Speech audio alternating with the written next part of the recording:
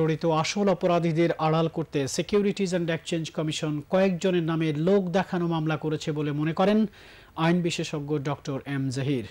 মামলার অন্যতম আসামি আবু সাদত মোহাম্মদ সায়েমও জানান, এসএসসি তাদের আত্মপক্ষ সমর্থনের সুযোগ না দিয়েই এ মামলা করেছে। গোলাম পারভেজ বলছেন, আরও খবর।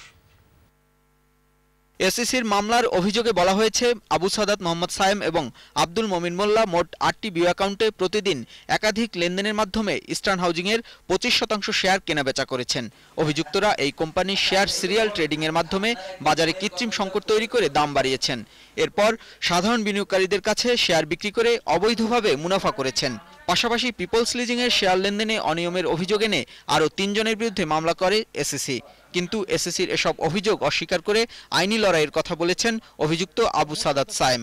কোনো শেয়ার 200%, কোনো শেয়ার 3000% পর্যন্ত বেড়েছে, যা তদন্ত রিপোর্টে উল্লেখ আছে।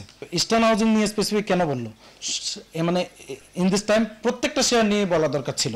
এসএসসি আমাকে হিয়ারিংয়ের জন্য চিঠি দিয়েছিল এবং আমিও এসএসসিতে গিয়েছিলাম, কিন্তু তারা আমার হিয়ারিং নেয়নি বা কমপ্লিট করেনি।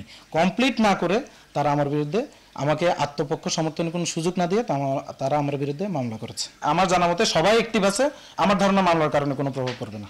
আইন বিশেষজ্ঞ ডক্টর এম এ জহির জানিয়েছেন, তদন্ত কমিটি রিপোর্টে আরও অনেকের নামে কারসাজির অভিযোগ করেছিল, কিন্তু আলোচিত সেসব ব্যক্তির বিরুদ্ধে এসএসসি কোনো পদক্ষেপ নিতে পারেনি। এক্ষেত্রে প্রভাবশালীদের আড়াল করে লোক দেখানো মামলা করা হয়েছে। এর আগে 1996-এও করেছিলাম আমরা, প্রসিকিউট করেছিলাম আমরা 96-এ, কিচ্ছু হয়নি। তাতে হয়েছিল কিছু কাজ, কিচ্ছু হয়নি। যারা যারা বড় বড় রাঘব বিহালের নাম আমরা শুনেছি, এই ইব্রাহিম খালেদ কমিশন মিটিংয়ে আছে, এই কমিশন রিপোর্টে, তাদের নাম তো পাচ্ছি না।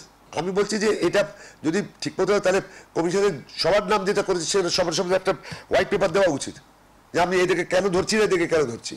এ বিষয়ে অর্থ মন্ত্রণালয় ও এসএসসি কর্তৃপক্ষ ক্যামেরার সামনে কথা বলতে রাজি হয়নি। তবে তারা জানান, তদন্ত কমিটির প্রতিবেদনে যাদের বিরুদ্ধে মামলা করতে বলা হয়েছে, শুধু তাদের বিরুদ্ধেই মামলা করা হয়েছে। গোলাম পারভেজ,